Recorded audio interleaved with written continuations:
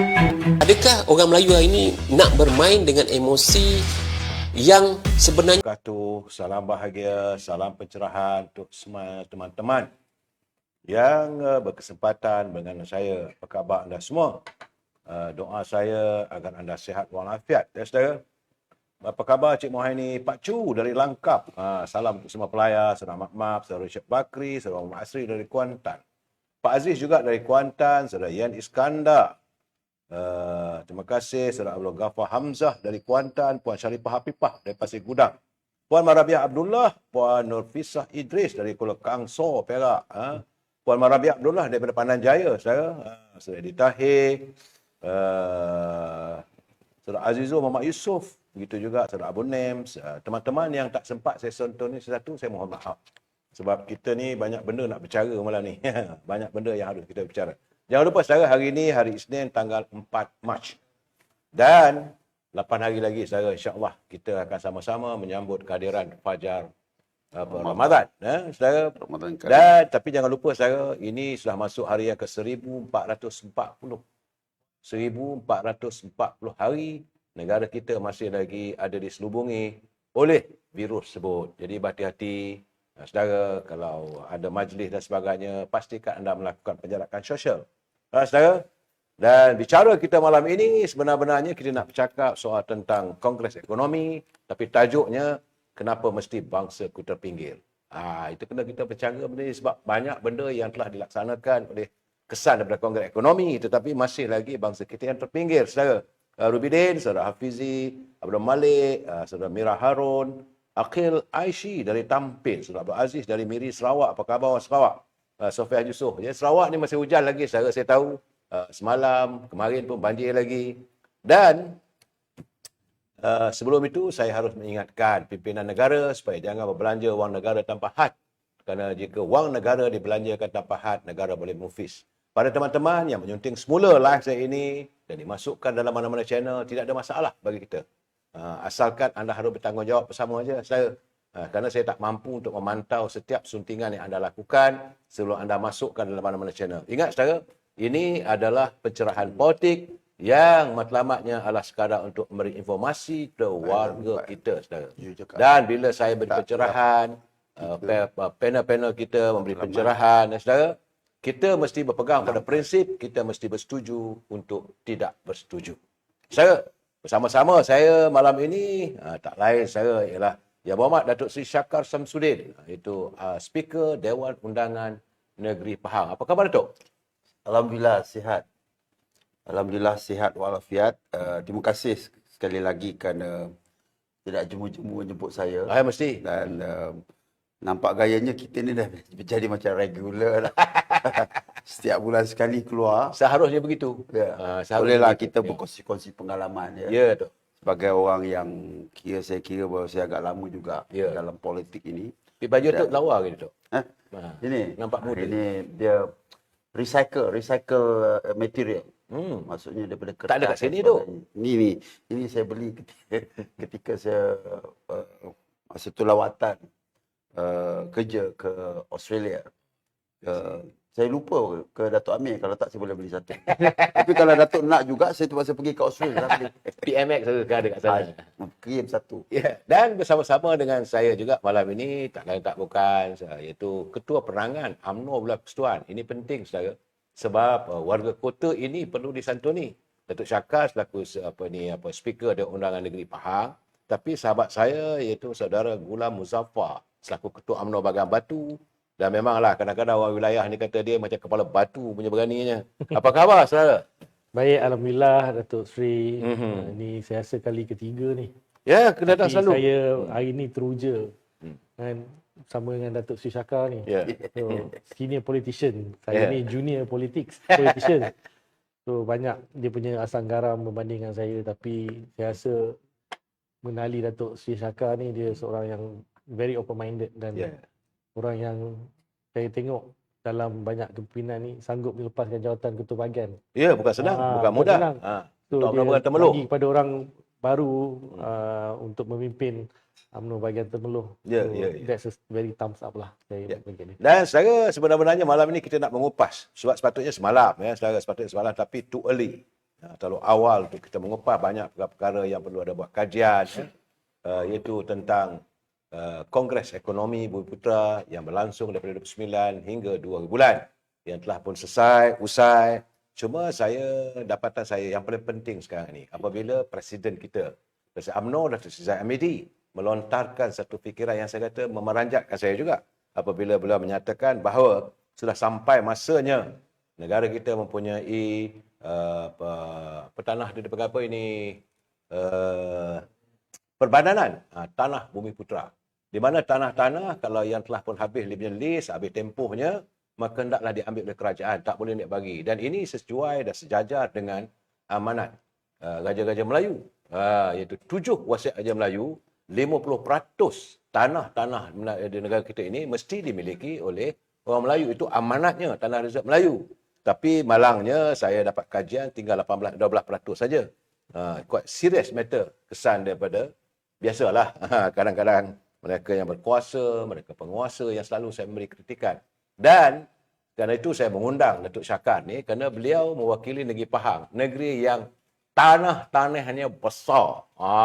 Datuk. Jadi saya minta Datuk sebab di Pahang tu banyak lagi kawasan tanah rezerv Melayu yang boleh dibangunkan tanahnya. Sila Datuk. Terima kasih sekali lagi. Ya. Cuma saya nak bagi tahu bahawa kita mulakanlah ya. Saya nak jawab dulu apa yang Datuk bagi tahu bahawa kita di Pahang ni kita masih mempunyai 57% hutan simpan. Alhamdulillah. Ya. Hutan simpan ni masih dipertahankan lagi. Masih dipertahankan. Kenapa? Kerana seperti yang saya pernah sebut dulu, sepatutnya orang di Kuala Lumpur, orang di Perak, orang di Negeri Sembilan, Johor, patut dia kena bayar pada kita. Kerana kita menjaga hutan-hutan yang adalah merupakan oksigen dan juga kawasan tadahan air. Kalau tidak, kalau sekiranya 57% tersebut dah tak jadi hutan lagi ya. Ini saudara Gulam, saya kata kita semua air mungkin tak ada, oksigen pun kurang dan sebagainya. Maknanya apa yang kita nak jaga sekarang ni dia carbon emission carbon ni, carbon emission ni dia lagi cepat lagi. Jadi kita ada 57%. Dan sememangnya kita memang mengawal tanah-tanah, terutama sekali tanah rezerv Melayu ini. Jika sekiranya tanah tersebut ingin kita bangunkan, maka kita kena cari ganti. Yang the same value dan the same besar dia. Ataupun acre yang sama. Maksudnya kalau nak dibangunkan ini 8 ekar tanah rezerv Melayu, kemudian mesti dicari tanah lain yang diganti dengan rezerv Melayu tersebut. Ini adalah merupakan dasar kita dan kita sememangnya kita masih lagi melaksanakannya dan kita jaga sangat walaupun kita terpaksa korban beratus ribu ekar kepada Felda, kemudian juga kepada lain-lainnya, tetapi rezerv Melayu ni kita masih jaga lagi di Pahang. Dan Timbalan Speaker Dewan Rakyat Datuk Ramli waktu Kongres Ekonomi dia menyuarakan bahawa katanya Pahang akan memulakan kawasan Felda untuk warga orang asli. Saya kata ini satu cadangan yang terbaik. Boleh Datuk bagi komen Datuk? Kalau insyaAllah, kerana kita ada kawasan-kawasan tanah reserve orang asli. Jadi reserve orang asli ni dia interpretasi dia agak besar juga. Jangan kita keliru. Dia kira reserve orang asli ni kadang-kadang roaming dia tu terlalu besar, tapi kita masih lagi ada. Dan sememangnya sekarang ni pun ada kawasan-kawasan orang asli yang kita telah pun bagi hak milik kepada pemilik-pemilik orang asli. Jadi sememangnya kita cuba jaga sedaya upaya lah. Walaupun Pahang itu besar, tetapi kepentingan tanah dan juga kepentingan hutan dan sebagainya kita juga kena mengambil kira tentang kesannya kepada bukan saja kepada negeri Pahang, tetapi juga kepada Malaysia keseluruhan. Sebab itulah patutnya kena bayar kat kita carbon credit tu. Sebab per nafas ni Saudara Gulam kena bayar tu. Dia to pay as oxygen yang kita supply daripada hutan-hutan yang kita ada. Saya bersetuju Datuk, tapi cuma saya pengharapan kita lah, sebab Datuk kena ingat Datuk, pejuang-pejuang bangsa kita datang dari Pahang tu. Memang.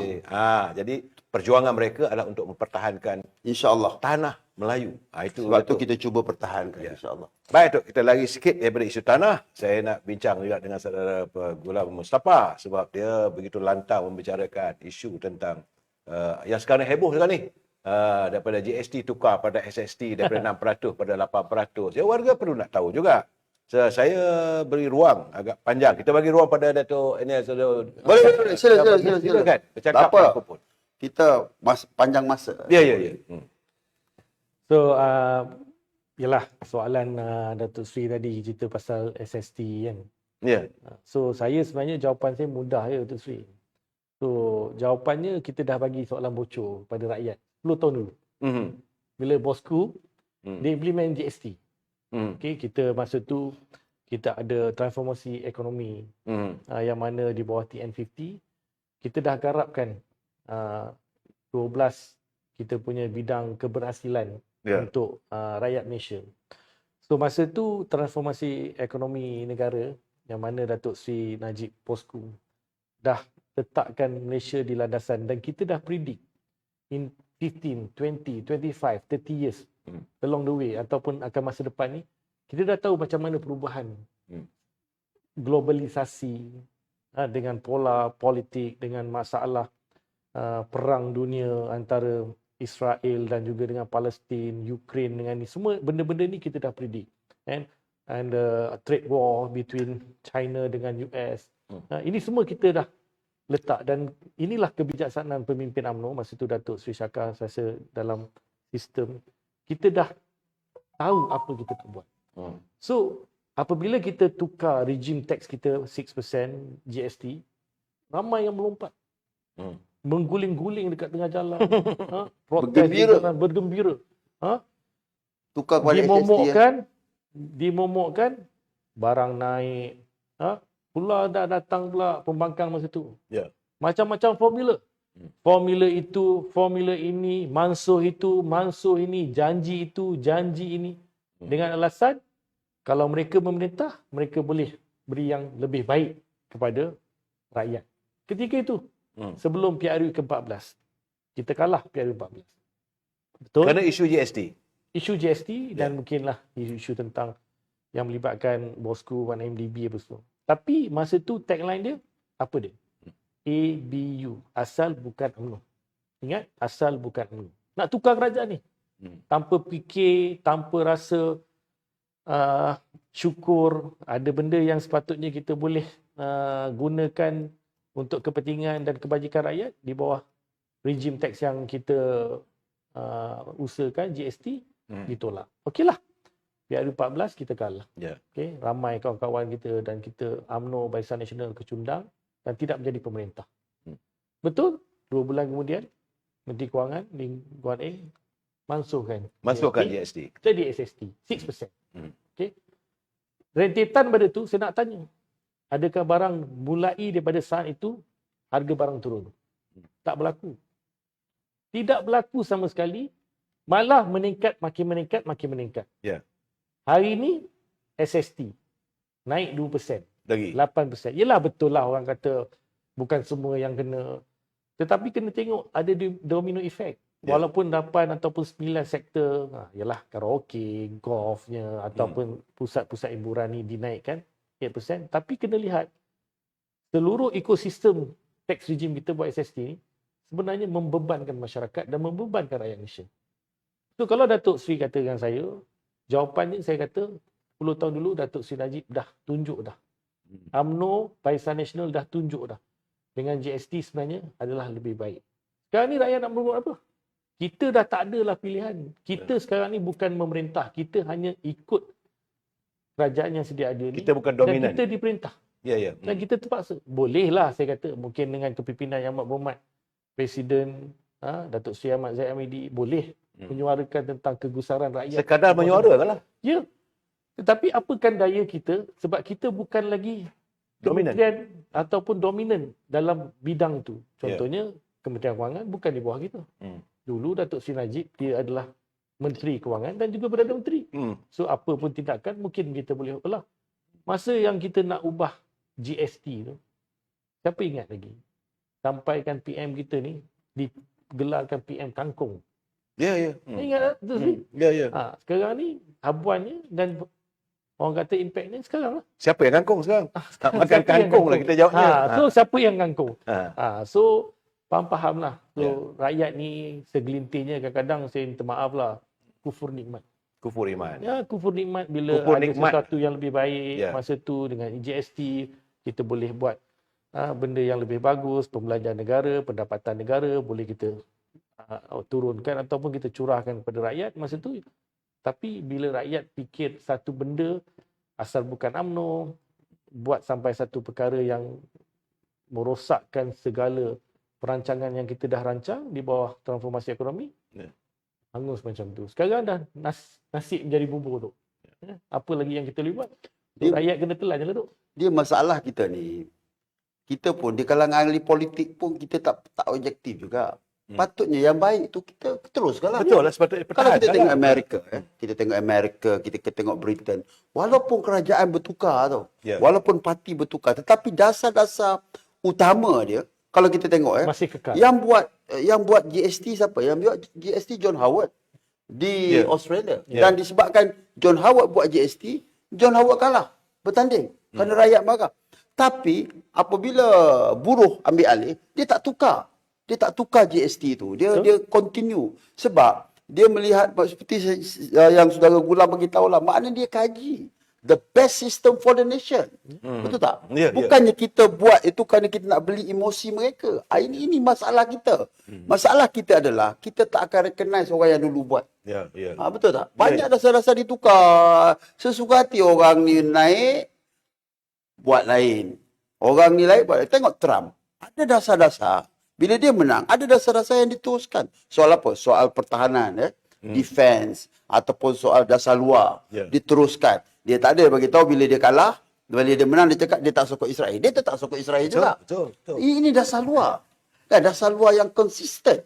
Lagi satu Tok Sri, saya nak respon pada Tok Sri lah. Kadang-kadang saya rasa diorang ni dah malu Allah tau. Sebab dasar yang kita buat dulu dalam Barisan Nasional UMNO ni, sekarang ni ada yang digunakan. Contohnya contoh BRIM. BRIM tu adalah dasar kita. Yang dia rasuah. Dulu apa yang nak cakap kita pasal BRIM ni? Dedak. Bagi rasuah, dedak. Tapi sekarang ni diorang gunakan dasar ni. Cerita pasal cash is king. Diorang gunakan kaedah cash is king. Sama je. So itu saya kata, sekarang ni dah jadi malu Allah. Nak buat GST rasa ini adalah zaman bosku. Ini adalah zaman Barisan Nasional. Ini zaman UMNO dulu kita buat, kita rancang. Tapi benda tu, kalau kita rasa benda tu adalah benda yang baik untuk rakyat, continue je lah. Kita telan je lah. Untuk negara. Untuk negara. Cuba kita bayang semasa GST dulu, kita punya collection 40 bilion. Sekarang ni, without GST, kita punya collection 20 bilion je. Separuh kita hilang. Tak lebih teruk lagi bila naik Lingkuan A, dia punya tax free heaven. Ada dia panggil leave tax. 6 bulan masa tu kan. 30 bilion duit tak ada duit. Lepas tu yang ada, ambil lah, terpaksa lah ambil daripada kantung-kantung. Itu yang jual tu. Jual aset-aset, IHH jual. Mana lagi? Banyak lagi aset-aset tabung haji kan. Ini yang jual-jual ni semua jual je. Why? You want to maintain the nation. Nak menanggung perbelanjaan yang kepompong, yang tak ada. Yang ketika itu tak ada perbelanjaan. Jadi kosong. Kerajaan bukan berniaga. Pendapatan kerajaan ni daripada tax. Kalau tak ada tax, tak adalah duit berkerajaan. Dari dulu lagi. Memanglah. Orang berebut negara ni sebab cukai lah. Sebab itu saya kata. Macam apabila PMX, dia buat bajet. Ada orang tertanya dengan saya, apa pandangan tentang bajet yang dibentangkan oleh Datuk Seri Anwar Ibrahim. Saya kata dia mengamalkan sistem ala-ala Robin Hood. Dia tax yang kaya ni bagi pada orang miskin. Begitulah keadaannya. Bukanlah kita kata dia rampas dia orang kaya. Tidaklah. Datuk, kan? Tapi saya melihat kaedah sebegitulah. Dia kadang-kadang kalau kita terlalu ekstrim pada pandangan saya, people will go and do their business somewhere else. Itu masalah dia. Ini antara benda-benda yang kita takut. Saya setuju. Kan? Benda yang kita takut juga. Kita nampak kita nak bela, tetapi akhirnya nanti mereka yang ada duit ni dia cakap, why should I stay in Malaysia? Minta maaf cakap komputer sikit. Boleh. Lepas kongres ekonomi ni. Dan there's not only Malaysia in this world. Kita ada negara-negara jiran kita yang kita Vietnam, Thailand, Laos. Cuba kita bayang Cambodia sekarang semua meningkat naik. Indonesia in fact. Indonesia Ya. Cuba kita bayangkan. Saya selalu sebut. Dulu pun saya sebut. Saya cakap kita dulu at one time, the emerging tiger kan. Ya. Malaysia, Jepun, Malaysia, Korea, Singapura masa tu kan. India tu tak ke mana lagi. China pun tak ke mana lagi. Betul. Now, where are we? Betul. Ini kesilapan tu. Itu yang saya kadang-kadang kita frust jugalah. Kita ni lama dalam politik melihat perkembangan kan. Sepatutnya kita tak perlu tukar semua. Ibarat dalam usul fiqh kan. Kalau tak boleh semua, jangan tinggal semua. Kalau tak boleh yang baru, jangan tinggal yang lama. Jadi benda tu, tapi kerana emosi. Sebab apa? Sebab itulah kempen mereka, betul tak? Masa pilihan raya, berguling-guling, GST lah, macam-macam lah. Akhirnya sekarang ni, ini akibat yang kita buat. Dan salah satu tu, yang bersama dengan diorang ni, Parti Bersatu. Betul lah. Diorang pun sekarang ni dia nak cerita pasal barang naik lah apa semua ni. Sama kat tu. Mereka lah yang lead dulu. Kan? Dr. Mahathir, ketika itu dia menyokong kita kan. Tiba-tiba dia hadir di dalam bersih. Ingatlah bersih. Kita masa tu hati kita jatuh, sayu, rasa pilu kan. Tapi iyalah dia bolehlah jadi Dia Perdana pakai baju Menteri. kuning tu, bersih 5 tu kan. Dia menang, matlamatnya dapat, tapi short term. Tapi sekarang ni disebabkan 2018 macam ni saudara Gulam beritahu, daripada 2018 iaitu PRU yang ke-14 hingga sekarang. Inherit. Kita tak recover. Negara tak recover. Dan kita jangan terkejut. Kalau kita akan jadi negara, kalau kita tak betul berhati-hati, kita akan jadi negara yang fail state. Negara yang gagal. Apa nak jadi pada anak saya, pada cucu saya? Saya dah ada, nak masuk 5 dah cucu. Kan? Datuk Amir tak tahu. Saya dah 13. 13. Saya tak Tadi ada Datuk tu. Seri. Belum lagi Dia muda lagi. Coming soon. InsyaAllah. Saya merasakan apabila dia orang melihat kerana membuat undian mengikut emosi, ya, tak akhirnya segala jasa 60 tahun UMNO itu dinafikan begitu saja. Sedangkan mereka adalah yang bijak pandai ni. Dia orang pandai ni kena UMNO hantar dia orang pergi belajar. Ya, 28 tahun kita minta. So kita jadi negara yang membangun begitu sistematik sekali. Malah kita dihormati di seluruh dunia. Tok, saya nak bagi tahu Tok, tak ada dalam dunia tu yang ada rancangan Malaysia 1, 2, 3, 4 sampai ke 11, ke 12. Sekarang 12 ya. Bayangkan sejak kita merdeka 1957, Tengku Abdul Rahman, the first our Prime Minister. Okay? Kemudian Tun Razak, kemudian Tun Hussein On, kemudian Tun Dr. Mahathir, kemudian pergi Pak Lah, kemudian everything is actually in structural punya preparation. Very structured. Kita tengok baru-baru ni, bila orang cerita pasal Kongres Ekonomi Bumi Putera. Macam mana kita patternkan dan kita naratifkan pembangunan ekonomi rakyat. Kalau kita nak main politik tu, saya cakap terus terang. Kita tak perlu jadikan rakyat kita ni educated atau learned society. Kita boleh bodohkan diorang ni tanpa bagi pendidikan. Tetapi kalau kita tengok pada tahun 1965, poverty line kita terlampau tinggi. But now kita tengok poverty line kita rendah. So itu adalah achievement, a big achievement. Tapi yang saya agak sedih, sekarang ni the poverty line tu akan meningkat balik. Sebab apa? Kos sara hidup meningkat. Rakyat ni tu sebenarnya bagi saya senang je. Dia kena ada satu pendapatan dan juga dia punya pembelanjaan tu mesti commensurate. Problem kita sekarang ni, pendapatan kita tak naik, tapi pembelanjaan kita meningkat-ningkat. So julat untuk pendapatan dengan pembelanjaan ni makin lama makin mengecil. Itu yang rakyat rasa tak happy. Perut dan poket rakyat ni very sensitive Datuk. Kalau kita cerita pasal perut rakyat kita, poket rakyat ni, orang sanggup laku apa saja tu. Kerana apa? Dan kita jangan terkejut. Kalau sekiranya we cannot control, kita tak boleh nak control perkara ni, akhirnya nanti dia akan jadi macam pra PRU yang ke-14 lah. Betul. Orang akan turun ke jalanan. Boleh tak? Kalau boleh kita minta rakyat Malaysia ni akan datang lah. Ya. Mereka mengundi, mereka tengok track record. Track record tu. Bukan emosi yang dijual oleh yang dijual oleh ahli politik. Saya pun ahli politik. Tuan Gulam pun ahli politik. Tapi kita bercakap yang betul. Kan? Kita bercakap yang betul. Kita menyatakan perkara yang sebenar. Jadi boleh tak kita maknanya mereka beli ataupun mereka undi, kita mudah je lah. Kita nak tanya antara banyak-banyak menteri lah dalam kabinet ni, menteri mana yang kita lihat bahawa mereka ni ceria, buat statement selalu, memberikan harapan baru kepada rakyat. We are politician ni. Betul? Ahli politik ni, kita punya our product is hope. Kita memberikan harapan. Orang sokong kita kerana mereka apa? Kerana mereka rasa ada jaminan masa depan. Betul tak? Ya. Kalau tak ada jaminan masa depan, buat apa nak sokong? Ya. Betul? Sampai aku pergi orang lain. Jadi tapi yalah, saya pun sedih jugalah kalau nak diingat kembali sebab saya berada, saya melihat bagaimana zaman kegemilangan kerajaan Malaysia ni. Dan kemudian tiba-tiba 2018 Barisan Nasional kalah dan sampai sekarang kita tak recover lagi lah. Ini pada pandangan saya lah. Ya, sebab kita terperangkap. Rakyat terperangkap dalam emosi, persepsi yang dicipta oleh mereka. Benda tak betul. Tapi waktu itulah bila kita nak kata setiap... Sebab dulu mungkin tak ada perbandingan. Ya. Kan? Sekarang rakyat dah banding. Saya ingat sekarang ni rakyat dah mula sedar, saya yakin. Harap-harap mereka sedar lah. Kan? Dia begini tu. Masa saya tengok masa PRU ke-14 dan kita balik kepada PRU ke-15, we throw back. Okay? Naratif yang dicipta kepada rakyat ni terlampau mendalam sampai ke akar umbi. Dengan kebencian, hatred. Dengan hatred. Ya. Hatred ni orang kata nak remedy ataupun nak bagi obat pada diorang ni Nak baik pulih. tak ada tu. Sampai satu tahap ni orang kata kita dah tak tahu apa yang kita buat. Saya classic case satu PRU 15 kalau kita tengok kita punya performance memang kita sedih. Cuma 26 kita menang dan kita kalah negeri. Fact di Pahang kita ada coalition dengan PH di Perak. Kita tak ada, kita masa PRU ke 15 ni, tak ada satu negeri pun yang kita legitimate menang 100%. Okay. So, bila kita tengok kat situ, kita check diri kita, kita muhasabah. Apa sebenarnya silap kita ni? Mungkin orang kata disebabkan kepimpinan. Ya. Tapi saya lihat, kepimpinan kita yang ke-14, kita dah berubah.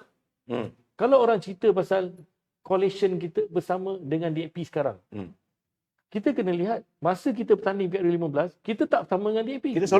Kita solo. Tapi kita masih kalah. Tapi saya nak tanya, masa PRU ke-14, zaman tu Dr. Mahathir jatuhkan kita, bersatu ni bersama dengan DAP. Kenapa orang Melayu boleh terima? Saya tak faham benda tu. Kenapa UMNO kira dengan DAP sekarang ni, orang marah. Tapi masa zaman bersatu ataupun zaman PKR dengan DAP ni, Orang tak marah. orang tak marah. Saya tak faham. Sampai sekarang saya mencari jawapan kenapa. Apa sebab. So, benda macam ni lebih kepada indoktrinasi kepada masyarakat kita Melayu dan dimomokkan tentang segala-gala UMNO ini adalah busuk. But actually, kita sebenarnya ada satu sifat, mungkin Datuk Sri setuju dengan saya, kita ni kadang-kadang tak main politik sangat.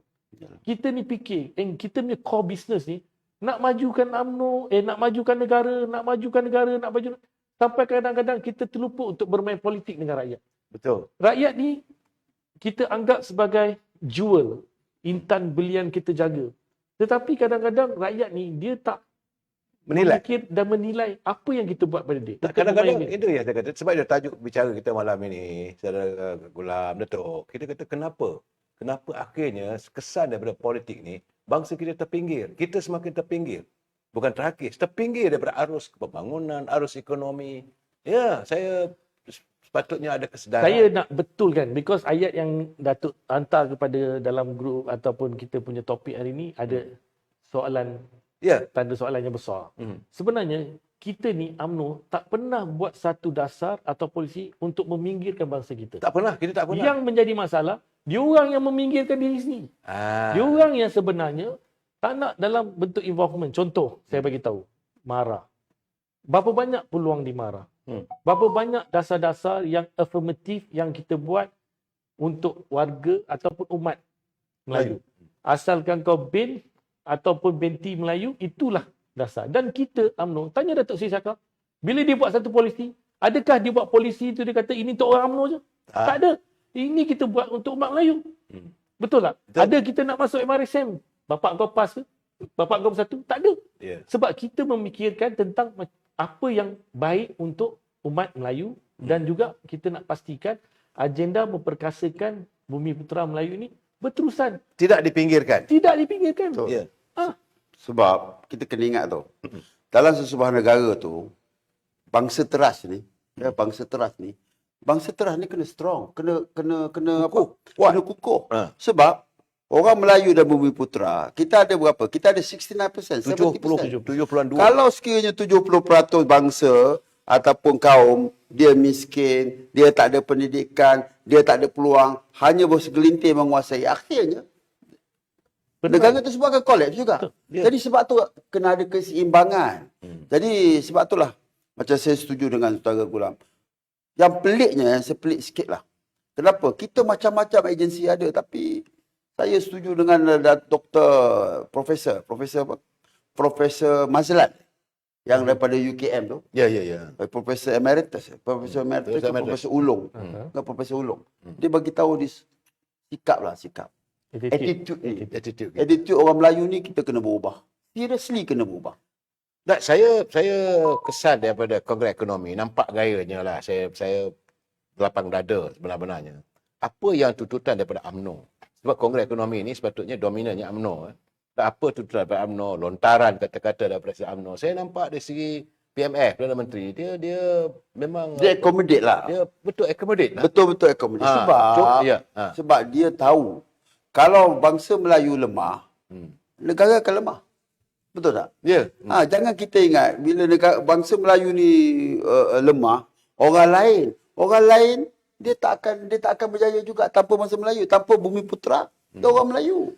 Dan satu lagi, bila kita bercerita tentang KEB 2024, kita jangan lupa sejarah KEB ni zaman kita buat tahun 1965. Yang pertama, sepanjang 1965 sehingga 2024, 7 kali kita dah buat kongres. Kongres Melayu ke, Kongres Bumiputera ke. Dan daripada ke-7 ni, 7 ni UMNO yang punya core business. UMNO yang champion. Di situlah tubuhnya MARA, di situlah tubuhnya MRSM, di situlah tubuhnya Bank Bumiputera, di situlah tubuhnya segala-galanya. So, benda ni kita UMNO yang buat. Jangan ceritalah pasal parti lain PAS ke, walaupun dia orang tak fikir benda ni. Dia orang fikir tahu pasal kuasa. Kita mempunyai kuasa politik untuk membangunkan masyarakat dan yang paling penting bangsa teras Melayu. Okey? Kita lihat kenapa orang minta supaya diadakan KEB ni. Sebab proses tu, dasar tu sebenarnya bukan untuk kita, bukan zaman untuk saya, Datuk Seri Shaka. Mungkin saya merasalah. Tapi bila ada cucu 5 orang.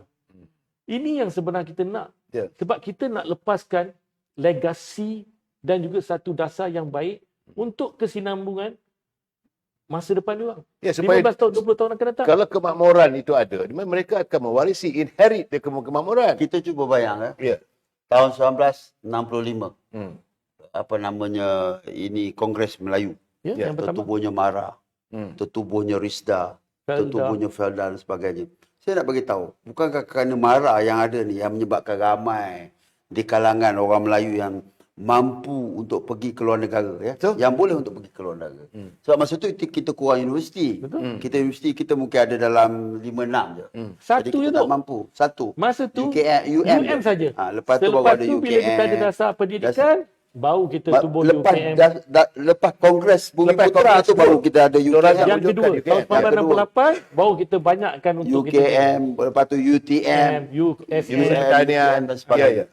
Dan kemudian jadi di situlah selepas kongres yang pertama tu, kemudian kerajaan buat dasar pendidikan menyebabkan kita semua dapat pergi keluar, sebahagian daripada kita dapat pergi keluar negara dan belajar di Amerika, di UK, di merata tempat lah, dan balik ke Malaysia. Tapi kadang-kadang geng ini juga yang tak suka kerja. Itu masalah dia tu. Okey, klasik sampel lah tu Macam saya cakap tadi. Kalau kita nak main politik tu, kita tak perlu bagi rakyat kita jadi cerdik.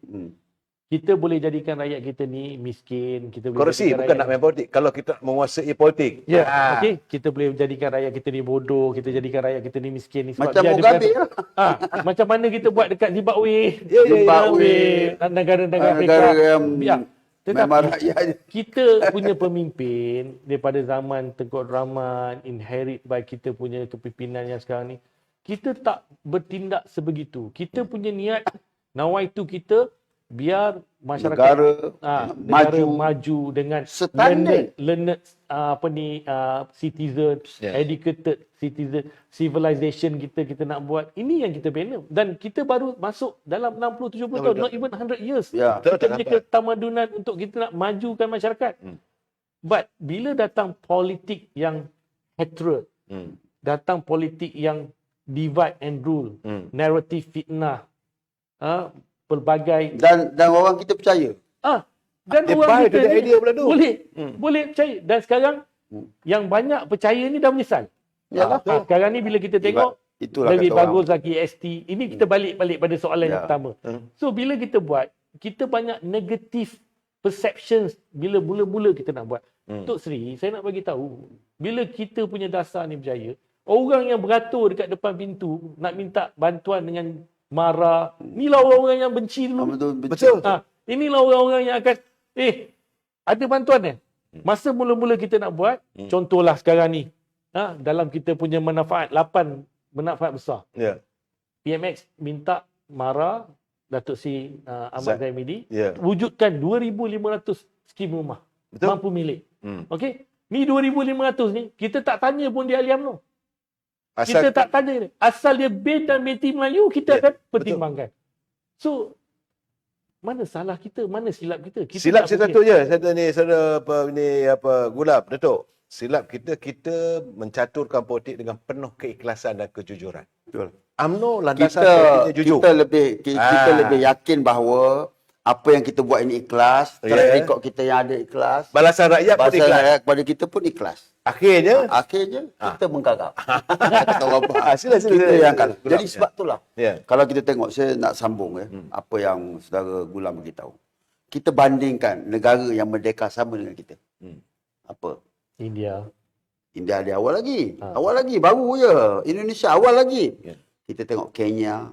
Kita tengok ini Ghana, Venezuela. Kita tengok Venezuela. Venezuela tahun berapa? Dia tahun 18 lebih. Kemudian kita tengok dia banyak negara Afrika. Tapi nak banding dengan kita masa itu. Pra PRU 18 lah. PRU ke-14 lah. Jauh kita ke depan. Betul. Indonesia malah ketika itu kita tidak lagi dikenali sebagai negara membangun. Kita negara sedang membangun. Kita ketika itu negara yang bukan negara sedang membangun, negara yang ke arah semai negara maju lah. Betul. Negara maju. Itu. Betul tak? Jadi tapi itulah sayang, seribu kali sayang lah. Saya sebenarnya sebagai orang yang saya Datuk Amir ni, kita menguasai, mungkin sebagai Gulam masa tu muda lagi kan. Junior lagi. Kita merasai zaman kegemilangan ini kan. Apabila kita duduk seorang-seorang macam ni, sebab itulah saya cakap tak apalah, ketua bahagian ni bagilah pada generasi baru, orang baru. Kita rasa macam sedih tau. So sad sebenarnya. Sebab kita akan mewariskan negara dalam keadaan yang kelam kabut. Betul. Yang tak masih tak stabil lagi pada saya. Betul. Negara tengah dengan ringgit kita kan 6.01 pound UK sekarang. Ringgit berapa sekarang ni dengan US? 4.9. 4.74. Turun naik tak? In the limbo lah. Dulu zaman saya pergi Amerika 2.2. Masih kat Amerika 2.2 ya. 2.2. Zaman saya tinggi 6.2. Tok Sri, saya besar kat Singapura. Tahun 1982, saya suka balik Singapura sebab duit Singapura dengan duit Malaysia lagi tinggi pada duit Singapura. At one time. Betul. Kita at par dengan Brunei. Lepas tu naik. Lepas tu sampai ke satu tahap sekarang ni. Cloud. Saya pun nak balik Singapura pun takut lah. Malu. Cloud lah suruh Gulam. Tak bukan. Nak kena belanja besar kan. Hari raya je Pak cakap kena balik Singapura. Saya pun dah garu kepala ni. Sebab nak belanja. 3.5 kan? 4.5. So, itulah. Bila ada ayat dulu kata Najib turun, harga barang akan juga turun, harga ringgit naik. Ni semua BN barang naik. Sakit hati. Ini semua memukkan kita ni sebagai yang menghipnotiskan rakyat dan juga orang kata memberi satu gula-gula manisan kepada rakyat supaya sekarang ni rasalah. Saya bukanlah nak kata benda yang tak buruk pada rakyat ni. Kan Tapi kita pun kena relatif- juga balak tu. Kita Kita pun kena balak tu Ah. sekarang ni kan. Kita pun risau. Seperti juga mereka merisaui masa depan negara. Kita pun risau pasal masa depan negara. Kita pun risau pada generasi akan datang kita. Tak tahu apa. Hutang, ya. Dulu ketika Datuk Seri Najib, bosku, masa PRU ke-14, hutang kita berapa? 686 bilion. 683. Sekarang ni 83 eh. 83. Nah, saya tambah 3 bilion. Sekarang ni 1.17 Trillion. Kita masuk standard Amerika sekarang. Yang trilion ni Amerika je. Saya ingat gamaknya mereka menggunakan istilah orang Perak lah. Biar paper saya Saya bergaya. bergaya. Tak, kita pun tak boleh salahkan orang politik juga. Ya. Orang politik ni menjual harapan. Yang kita pergi beli ni pasal apa? Betul tak? Dia buka payung, dia buka kedai kat bawah. dia orang jual. jawab. Belilah. Politician ni contoh ke Betul. apa nama jawab kan? Ya. Kita jual ubat, jual harapan.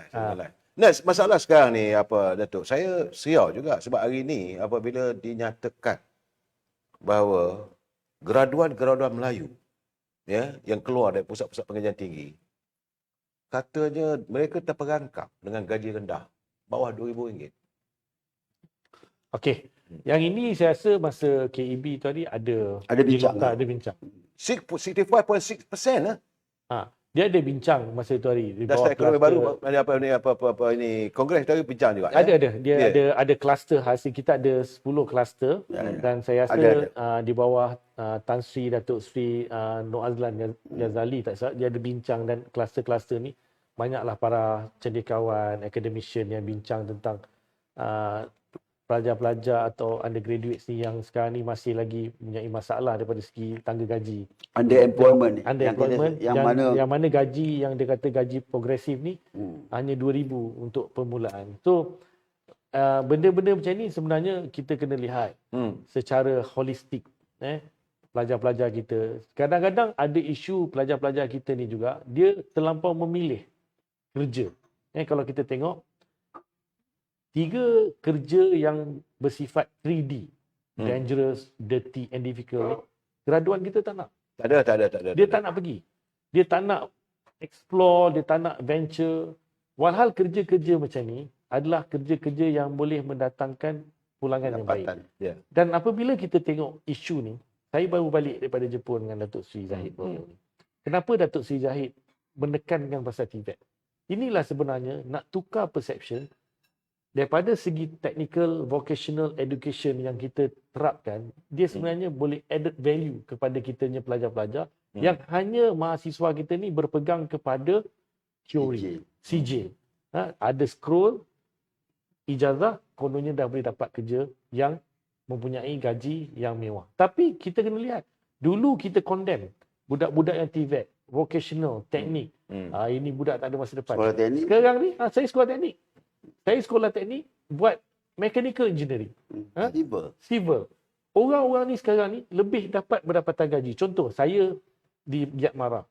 Ada seorang budak kimpalan. Kimpalan bawah kabel laut dalam Ya. di Labuan. Datuk Seri tahu berapa gaji dia? Satu bulan, sekali selam, dia boleh dapat 3 ke 4 ribu ringgit. Sekali selam. Ya. Itu TVET. Okey? Satu lagi, ada seorang budak ni, is a success story of Giat Mara. Menjadi chief engineer di Catalunya. Di Catalunya. Cuma berbekalkan sijil mekanik motor besar. Bayang gaji dia 18,000 euro sebulan. 18,000 euro sebulan. Kita bandingkan mahasiswa kita. Ini yang sebenarnya menjadi masalah kita bila kita ada pampered mahasiswa yang tak nak bekerja dan nak harapkan supaya bekerja dalam sektor kerajaan dan tak nak explore. Kenapa nak perlu banyak kerja? Dan saya setuju dengan Datuk Seri Alwi. Bila dia cerita tentang kluster di bawah pembangunan desa, kita kena bawa industri-industri yang besar, yang penting, yang orang kata mempunyai impact ekonomi di satu kawasan. Tapi problem kita, mahasiswa kita semua nak cari kerja di kawasan-kawasan bandar. Tak, masalah sekarang ni, itu hari saya ada berbual bersama dengan Datuk Ahmad Maslat. bekas mantan kita punya Siswa Agung UMNO. Dia kata memang dari segi tengoknya, daripada sejumlah, dia ni Forbes punya kajian, 20 bilioner yang ada negara kita ni, 3 je Melayu. 3 je Melayu, iaitu Tan Sri Azman Hashim, Syed Mokhtar dengan Datuk Azman. Jadi saya tanya, kenapa tu? Sebab budaya kita, budaya makan gaji. Kita tak pergi nak, macam Datuk cakap dia lah, Datuk Seri Gulam, tak berani explore. Tapi Ya. saya masih lagi menyalahkan dasar kerajaan. Ya. Ini kita mengakui antara kelemahan yang kita buat lah. Kita terima hakikat lah. Ya. Sebab Tun Mahathir dia cepat sangat tukar negara ni kepada negara industri. Daripada pertanian. Pertanian. Sedangkan kita belum ready lagi untuk menjadi sebuah negara perindustrian. Dasar Sepatutnya bukit dulu hijau tu dibuang. dibuang. Ya, Tak boleh. Saya konsisten. Saya setuju tu, Tok. Datuk Seri, Ini saya kerana setuju. kesilapan itu menyebabkan bahawa orang Melayu ni, kita kena ingat tu. Kalau zaman-zaman dulu, orang Melayu ni duduk di kampung. Ya. Apa orang Melayu Nelayan, buat? petani, Nelayan, petani. pesawat. Dia are self-sustainable tu. Dia tanam padi. Kemudian dia pergi cari Getah. ikan. Kemudian dia noreh getah. Ya. Semua self-sufficient.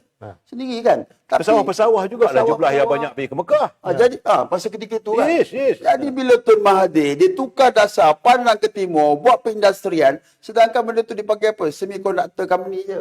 Yang datang kita jadi operator kan. Ya. Dia ambil budak-budak kampung Budak-budak kampung ni berhijrah. ni, gaji RM300. RM300 lepas tu gembira dapat duduk Kuala Lumpur, Sungai Weh. Kalau pun digelar Minah Kilang, Mat Kilang. Minah Kilang masa tu kan. Minah Karal, Minah Kilang. Termasuklah mak saudara, pak saudara saya, kita semua berhijrah ke Kuala Lumpur. Akhirnya jadi miskin bandar. Ya. Setinggal. Betul. Sebab tak boleh. Jadi patutnya kita dah menyediakan TVET ni. Saya setuju. TVET ni important. Sebab tu kalau kita tengok manusia ni kan. Macam saudara Gulam. Saudara Gulam ni minat teknikal.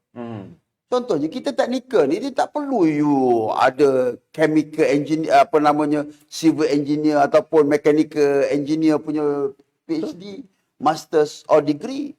Kalau dia reti buat tu, dia minat carpenter kan. Lagi kecil kita dah tahu dia suka carpenter.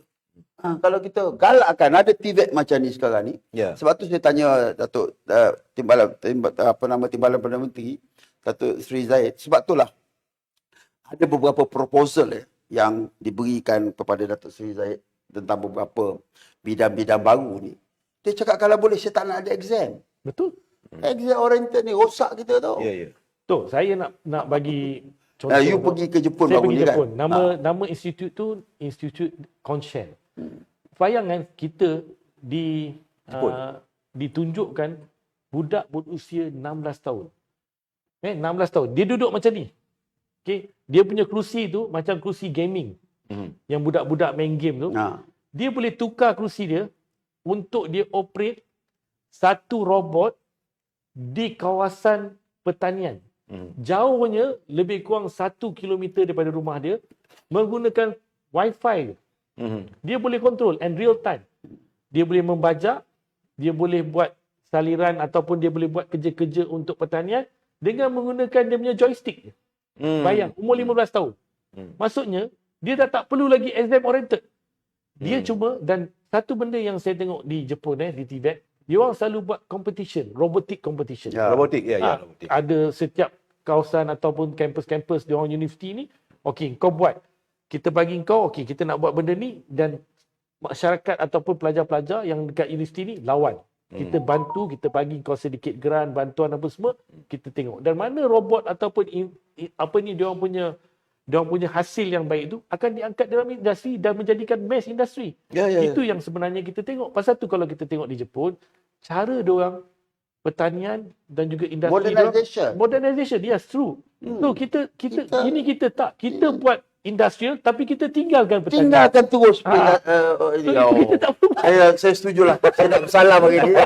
Pasal saya di antara orang yang very consistent tentang perkara ni. Okey, Datuk. Saya melihat perkembangan Kongres. Begitu balik pada Kongres. Memanglah. Kita balik. Kita balik Kongres.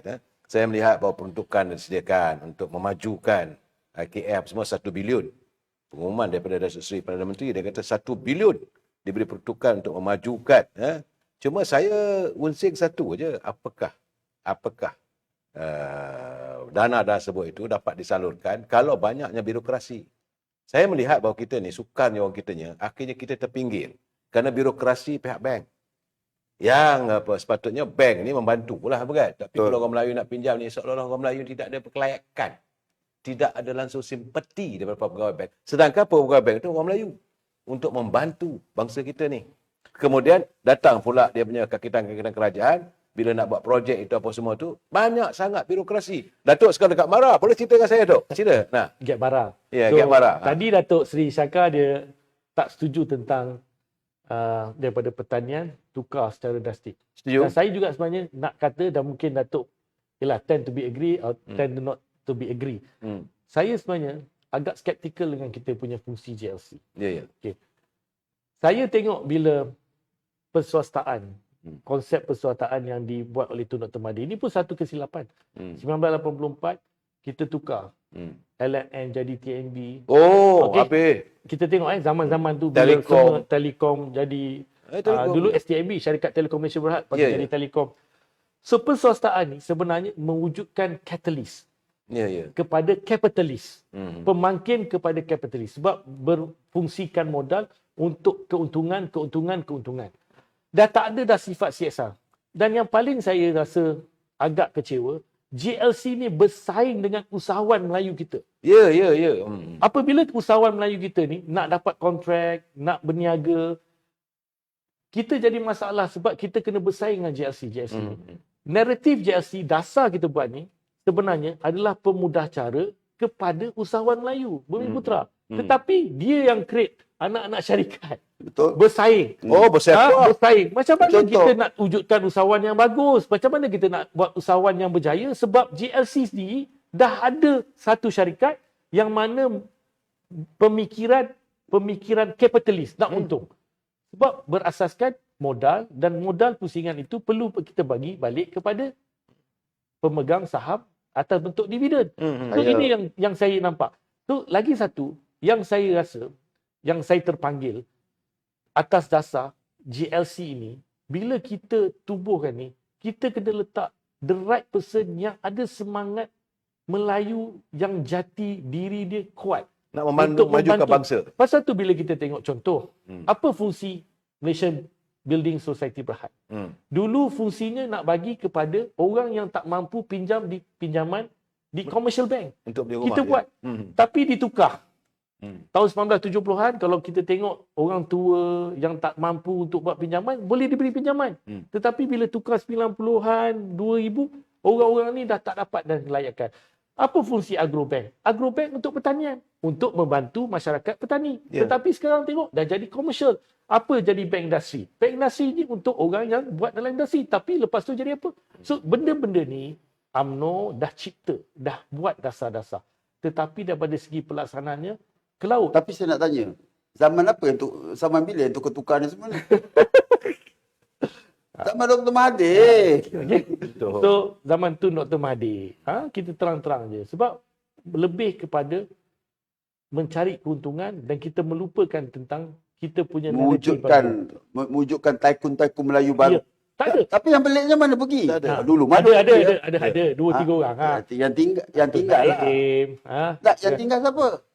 Yalah 3-4 orang. Tasir Mokhtar Buhari. Mokhtar Buhari. Mokhtar Buhari bukan zaman dia. Kan dia lebih awal lagi. Dia Mokhtar Buhari lewat sikit lagi. Lewat sikit lagi. Tak ada. Tak tinggal, tak ada. Mana pergi tokoh-tokoh dulu macam Raja Azmi, Alim Saad, apa semua. Dia kaya lah. Tapi apa jadi dengan yang lain-lain dasar tu? So bila bercerita tentang isu yang ini, saya tengok bila kita buat KEB ni, dasar tu cantik. Kita tengok macam mana kolokium kita buat, UMNO begitu agresif dan aktif dalam committed dengan sesi libat urus, dengan berjumpa dan juga mempunyai perbincangan dengan pemegang taruh, the stakeholders. Everything is beautifully done. Betul. Tapi bila datang execution ke laut, dan saya nak cadangkan, mungkin Datuk Seri Shaka boleh cakap dalam MT selaku ahli majlis kerja tertinggi, supaya kita kena ada urus dia pemantauan. Mungkinlah dalam istilah kata, PMX kata minta Menteri Ekonomi menjadi pemantau kepada kita punya dasar Kongres Ekonomi Putra. Saya tak setuju. Saya nak kalau boleh, kita kena letakkan pemantauan ini di bawah PMO, Prime Minister Office. Macam inilah, saya cakap benda ni kerana saya rasa ini benda yang serius. Serius. Kalaulah PM kata benda ni adalah satu benda yang serius, dia sendiri yang kena letak. Kenapa PM boleh arahkan Felda di bawah TPM? Sebab dia tahu benda tu serius. Dan kenapa dia tak boleh buat satu keputusan yang KEB 2024 ni patutnya diletak di bawah PMO? Tak, sebab kita ni banyak sebenarnya. Contoh, sebagai contoh lah. Contoh macam Petronas. Satu syarikat, Di bawah the PMO. only company di dalam dunia yang kita own sendiri. Tapi berapa ramai pemain oil and gas orang Melayu. Betul? Akhirnya kita terpinggir. Kedua, saya kalau bagi... Itu yang disebut oleh Datuk Johari Ghani kan. Apa? Alibaba. Alibaba kan. Macam mana bisnes ni menjadi Alibaba. Ali je yang ke depan, Baba tu yang buat duit. Betul. Dan saya bercontoh macam Felda. Datuk. Itu yang tapi yang sebut Datuk Zahid. To be Yeah. fair, Presiden yang sebut. Tetapi Datuk Jo dia ulas kembali lah. Yeah. Kan? Tak, macam Felda, saya bercakap kali-kali, Datuk. Contohnya, macam yang kata tadi, kerajaan dah siapkan prasarana, everything. Kalaulah ada orang Melayu boleh membekalkan baja, dia akan jadi jutawan miliar baja. Kalau dia membekalkan plastik saja, plastik untuk semayan tu, dia akan jadi, dia boleh buka kilang plastik. Datuk ginilah. Ya. Kita bagi peluang lah. Okay? Kita buat DEB Kongres DEB KEB ya. KEB ni untuk kita rectify balik, untuk kita muhasabah diri, untuk kita menilai semula lah. Betul. Ya. Untuk kita buat audit ya. Saya sebut perkataan audit, untuk kita audit ke pencapaian kita. So dia mudah je. PM, Perdana Menteri meletakkan harapan tinggi kepada Kongres Ekonomi Bumi Putra ini. Sebab itulah dia berbelanja ataupun dia memberikan peruntukan yang besar. 2 bilion. 2 bilion kepada ini. Dia kena ingat juga tu. Kalau sekiranya benda ini gagal, jangan terkejut sekiranya kita sebenarnya akan gagal di PRU ke-16. Sebenarnya kita ada 3 tahun tu. To prove to the people that Kongres Ekonomi Bumi Putra yang mana Datuk Zahid bagi tahu transformasi ekonomi Bumi Putra yang nak dibuat tu, dia ada apa? 3 matlamat dan 6 inisiatif. Bukan 3 asas kan? 6 inisiatif. Kalau sekiranya perkara tersebut orang boleh lihat tu. Sebab saya setuju dengan saudara Gulam beritahu bahawa dulu ni orang tak pernah fikir pun pasal apa yang kita buat. Sekarang ni dia nampak. Dia boleh buat comparison. Idea ni daripada UMNO. Idea Kongres ni adalah daripada Presiden. Jadi kita harap supaya dalam masa 3 tahun ni kita buat bersungguh-sungguh. Saya yakin bahawa pengundi akan buka mata. Dan kemudian dia akan memberikan kepercayaan kembali lah. Kalau tidak, masa depan negara. Sebab orang semua akui. Dia cakap, the best time dia cakap is zaman Datuk Najib. Semua orang dapat rasa. Kan? Hingga kan, orang yang tak ada apa-apa tu dapat 2,000-an BRIM. Dan dia lupa tau. GST ni, saya nak ulas sikit pasal GST ni. Saudara Gulam ingat tak? Mereka yang pendapatan 4,000 ke bawah, diorang ni tak bayar, dapat BRIM kan? BRIM dapat apa? 1,800. Tak perlu bayar teks. Tak perlu bayar teks. Dapat BRIM. Okey, kita lihat. Katalah pendapatan kita 3,000 sebulan. Kalau 3,000 kali dengan 12, 36,000 setahun. 36,000 setahun, berapa yang kita belanja untuk kita beli barang yang akan kena charge GST? Katalah kita bagi tahu 20,000 ataupun 15,000 untuk barang yang kita beli tu kita kena charge GST. 15,000 berapa lebih kurang GST? 6% lebih kurang dalam lebih kurang 15,000, 665, 900. 900 sedangkan kita dapat BRIM tu 1,800. Maknanya 900 itu ada rebate. Tapi cuma ketika itu kerajaan tak boleh nak explain. Tak boleh nak berikan penjelasan. Saya cuba berjelas. Tapi orang tak nak dengar. Orang cakap GST teruk, GST. Minum air teh pun kena GST. Direka-reka. Jadi rakyat terus tidak rasional tau. Ketika itu. Kenapa? Kerana dia cakap dulu kita tak payah bayar tax, ini bayar tax. Dia lupa. Yang BRIM yang dia beri itu adalah rebate kepada bayaran GST yang mereka buat. Kalau pendapatan 3,000 sebulan, GST dia baru 1,000, 1,200 paling tinggi. Betul tak? Sewa rumah tak kena GST. Tak. Kan? Tak Lepas ada. tu kita beli makan tak kena GST. Betul. Apa beli sayur semua. Jadi kalau 2,000 hanya 900. 900 dia dapat 1,800. Saudara Gulam, saya nak tanya satu lagi lah. Sebab MARA ni telah diberi amanah untuk menjaga wakaf MARA amanah. Saudara kena jelaskan sikit sebab pelai-pelai saya nak tahu tu. Saya tertarik bila satu benda yang hadiah lah. Saya panggil ni hadiah daripada Kongres Ekonomi Bumi Putra. Ya. Dulu kalau kita buat beberapa kongres, dia akan ada dia punya orang kata Oleh-oleh lah. Oleh-oleh lah. It's not oleh-oleh tapi lebih pada gift lah pada umat Melayu. So saya sebenarnya pernah cadangkan kepada kongres untuk kita buat Bank MARA. Bank MARA. Yang mana saya lihat Bank MARA ni dia boleh tukar the whole of a ecosystem dan juga structure MARA tu sendiri dan untuk membantu masyarakat Melayu untuk pertama pendidikan, keusahawanan daripada segi ekonomi. Sebab saya nampak MARA ni is a supermarket for Malays. Maksudnya apa yang kita nak dekat Sebab MARA MARA tu Melayu lah. semua barang dalam MARA ni ada. Okay. You nak cerita pasal pendidikan, kita ada MRSM, kita ada IPMA, kita ada IKMA. Kalau kita nak cerita Uni pasal KL. Uni KL, macam-macam. Kalau kita nak cerita pasal ekonomi, kalau cerita pasal Kemahiran. kita ada GMI, kita ada FMI, macam-macam kita ada. This is IKM. called a supermarket for the Malays. So bila saya tengok bank ini adalah satu penambahbaikan yang mana tadi Datuk Seri ada cakap, kita punya masalah daripada segi nak dapat pinjaman. Kita tahu rata-rata bila nak cerita pasal rumah, mampu milik. Tapi kita cuma boleh mampu tengok. Nah, ini semua benda-benda yang melibatkan. Nak berniaga, kita ada isu. Sebab bila kita ada isu dengan commercial bank, kita tak boleh buat sebab benda tu di bawah kawalan Bank Negara Malaysia. Tetapi kalau dengan MARA, dengan ada Bank MARA, insya-Allah kita boleh membantu masyarakat Melayu untuk mengembangkan perniagaan, ekonomi, pendidikan. Tetapi pada kongres kali ini, saya agak tertarik sebab saya rasa ini adalah satu yang lebih baik daripada apa yang saya cadangkan, iaitu Bank MARA, iaitu tabung wakaf MARA Madani. Ya. Okey.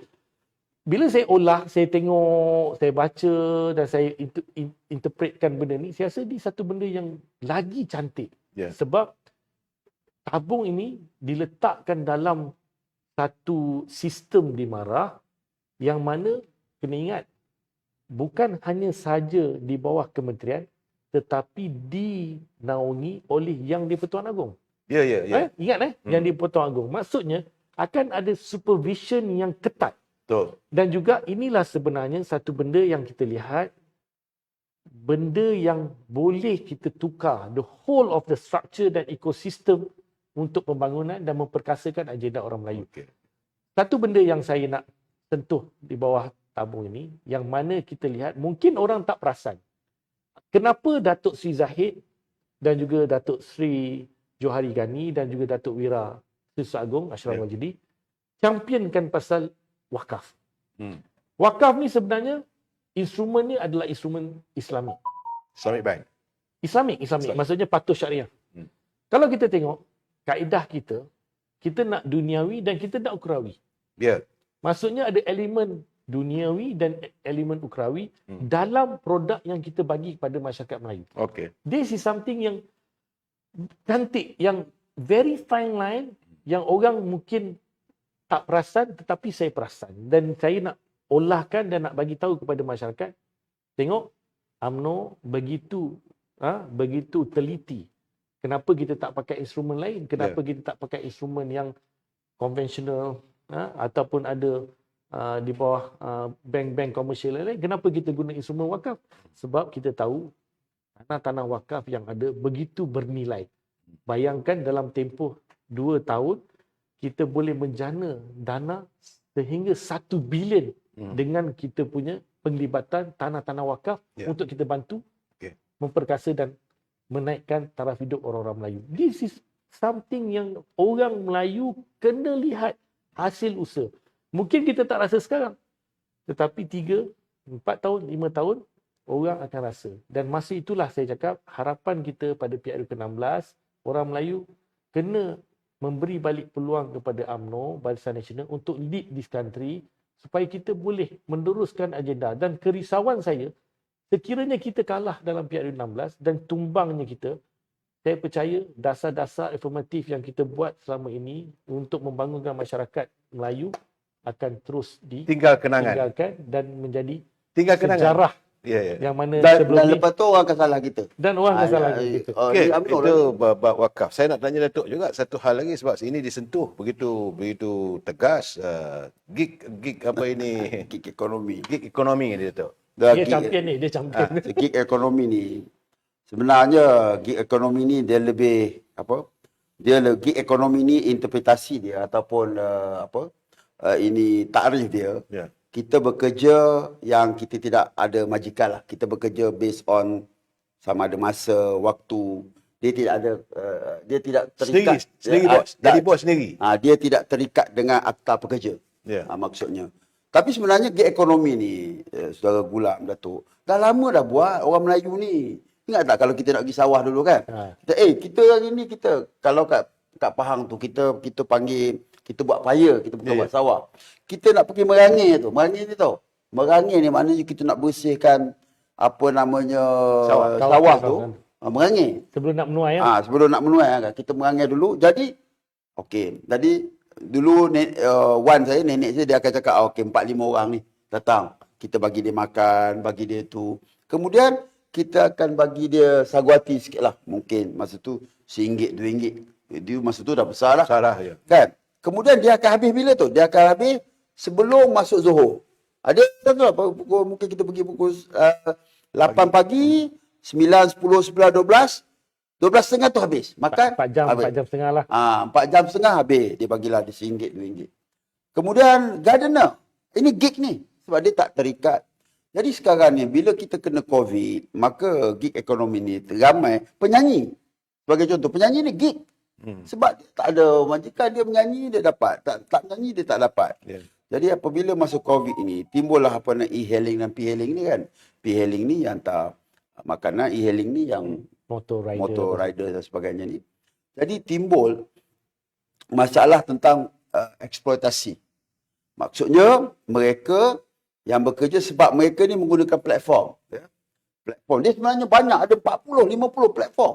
Tapi orang guna 2, 3 je lah. Grab, sama ada Panda, Grab, Foodpanda, Panda. lepas tu satu lagi. Lazada. Lazada, Lalamove kan. Itu je. Yang lain orang tak tahu. Why? Because yang lain tu adalah yang dibuat di Malaysia. Yang dibuat di luar negara. Ya. Yang buat di Malaysia. Yang pakai ni semua daripada luar negara. Yang peliknya dulu, Grab ni, Datuk Ismail Sabri Cik sebut kan. Ya. Grab ni pernah datang pada Khazanah kepada one of the JLC. Ada. Khazanah. Nak minta dia bagi dia apa namanya initial fund kan untuk buat benda tu. Tapi Khazanah cakap no. So dia went to Singapore. Betul. Sekarang ni billion of Cucu tancong yang punya tu. tancong.